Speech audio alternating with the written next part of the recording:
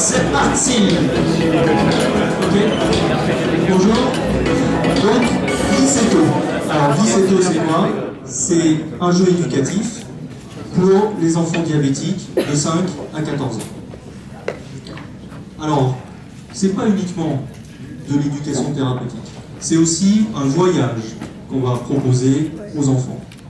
Et chaque enfant diabétique va faire ce voyage, pas seul, mais avec Glissetto.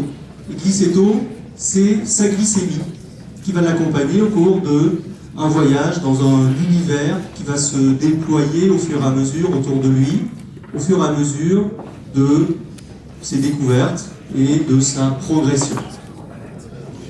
Ce jeu, il va jouer tout seul ou il va jouer en réseau, en partenariat avec des collègues. Les points forts, c'est l'adaptation du jeu en fonction de l'âge de l'enfant, de son traitement. C'est une approche qu'on a voulu vraiment très positive.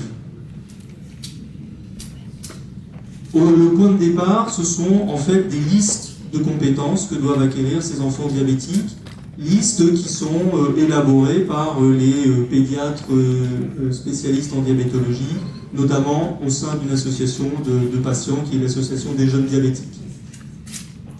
Et vraiment, on a mis le focus sur l'entraide entre les enfants et la possibilité aussi qu'ils auront de pouvoir discuter entre eux, échanger au sein d'un forum dans lequel un pédiatre agira comme modérateur et pourra directement discuter avec ses enfants.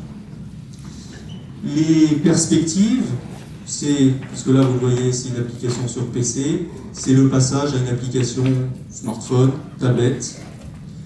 C'est le passage à l'international, entre guillemets, puisque je vous rappelle qu'en Europe, il y a 120 000 enfants diabétiques, et tous les ans, 20 000 diabétiques de plus.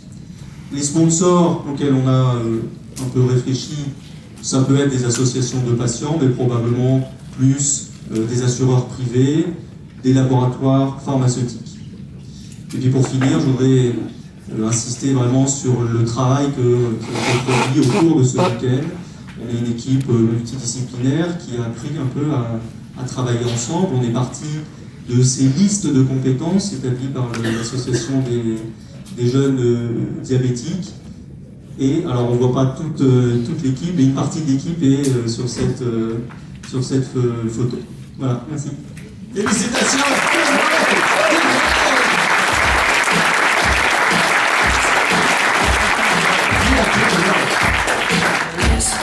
Question, mesdames et messieurs. Comment évaluez-vous la marge de progression du joueur du début à la fin du jeu? Alors, quand je parlais des listes de compétences établies par la JD, donc chaque sous-item des listes de compétences donne lieu à un scénario qu'on déroule. Vous avez vu là un début de scénario avec une progression. Chaque scénario donne lieu à différents jeux qui doivent s'enchaîner. Alors bon, comme je disais, une approche positive, ça ne veut pas dire qu'on va dire à l'enfant « t'as loupé ce deuxième jeu-là, recommence au début, t'es un nul ». Mais l'idée, c'est quand même bien, au fur et à mesure qu'il progresse dans les scénarios, et que c'est ça qui servirait d'évaluation de la progression, avec un regard, alors possiblement des parents, mais des professionnels de santé. Moi, j'aurais une question pour l'expert que vous avez amené avec vous, the expert that's there. So, toi, tu es qui? Moi, je suis le fils de mon père.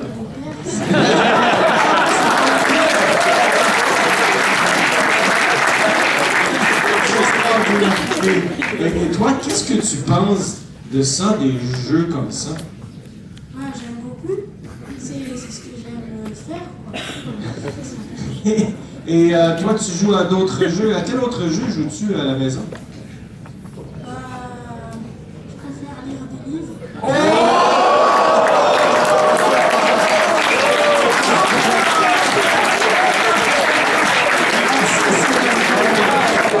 Félicitations! Grand applaudissement!